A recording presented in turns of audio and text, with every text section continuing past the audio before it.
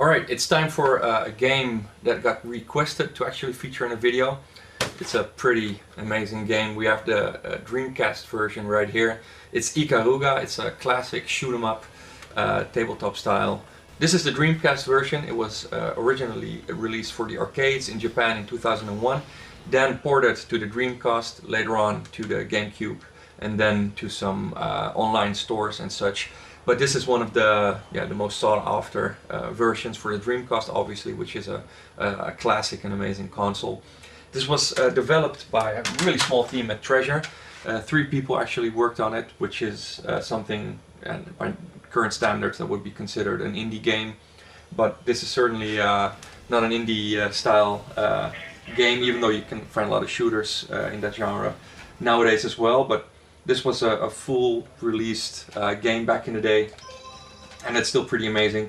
The principle which made it so interesting is switching between 2 polarities, as if avoiding all the basic attacks and such isn't hard enough.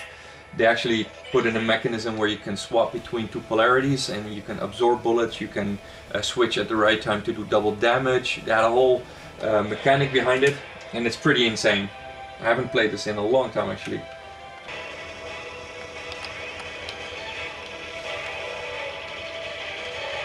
Really need a lot of practice with these games. It's been too long.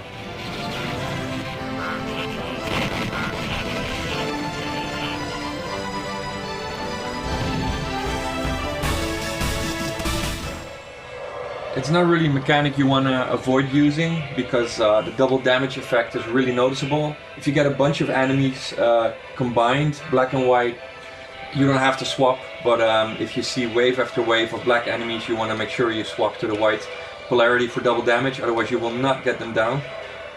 Shit gets crazy already. This is just chapter 1.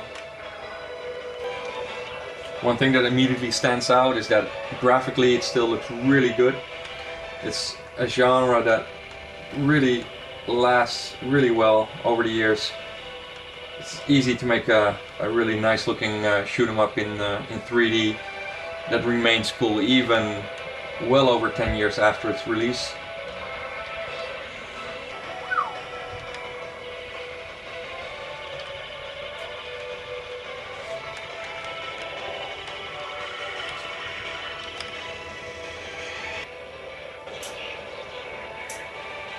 Alright, that's the first boss down. Call it quits.